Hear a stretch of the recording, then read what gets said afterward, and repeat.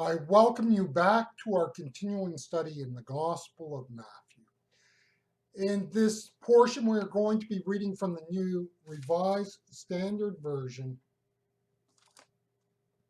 and I'm going to be reading Matthew chapter 21, and then I'm going to drop down to verse 25 and read the second part of verse 25 into verse 26. And they argued with one another, if we say from heaven, he will say to us, then why did you not believe him? But if we say of human origin, we are afraid of the crowd, for all regard John as a prophet.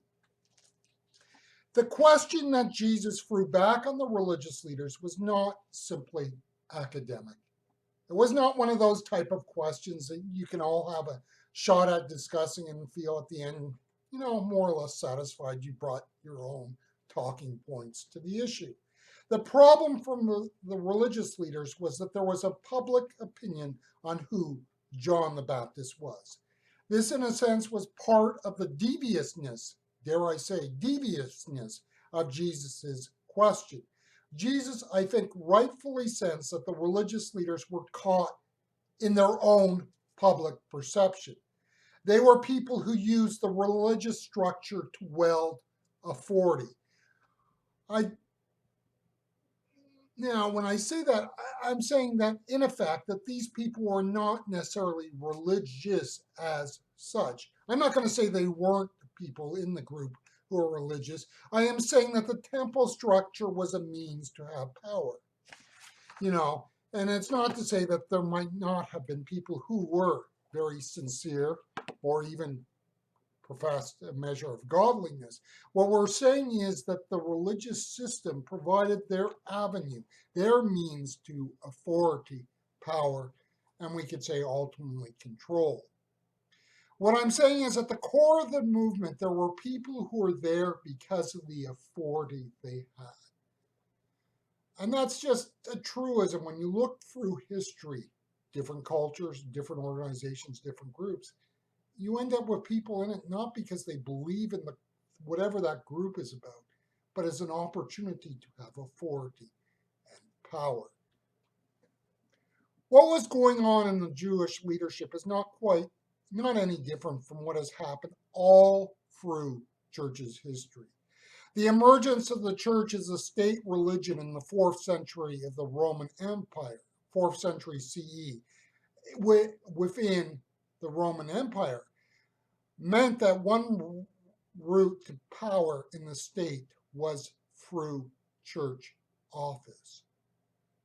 Then and that lays the foundation, of course, for medieval European history, where if you look at the church in medieval period, especially pre-Reformation, the church was a key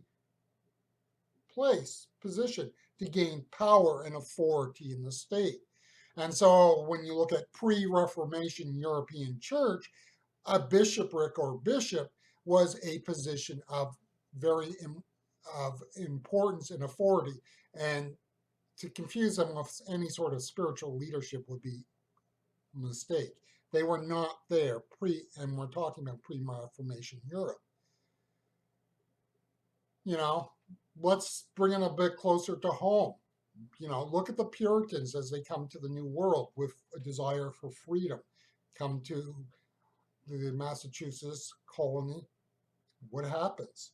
In time, they become a place of power and authority within that area. The church is not immune from people.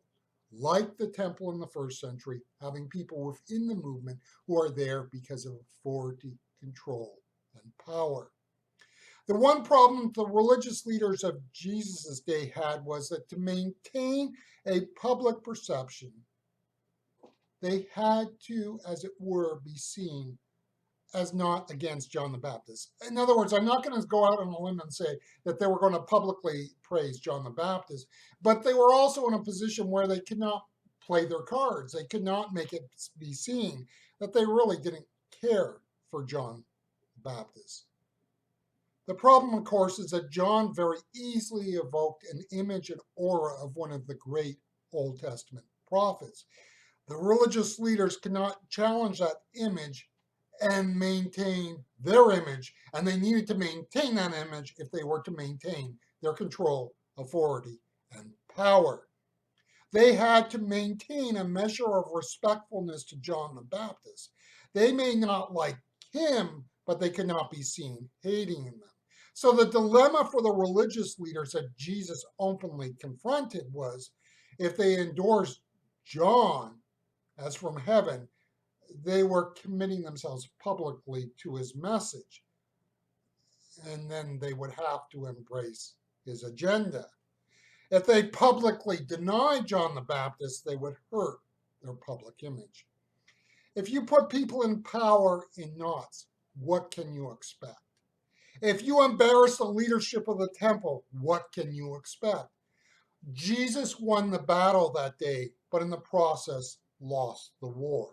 Jesus used the religious leaders' duplicity against them, but could not ultimately stop it from being used against him. Jesus had disrupted the commerce in the temple. He had disrupted the worship in the temple. And now he mocked the temple leadership.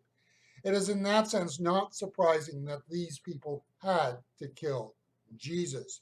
Jesus was relentless. Jesus was pushing all the wrong buttons. You see, Jesus does not play games. Jesus does not settle for a superficial response for him. And Jesus will not allow himself to be used as a means for people to achieve their power, their authority, and their right to lord over others. We will either love Jesus or hate him, but Jesus will not allow us to be in the middle.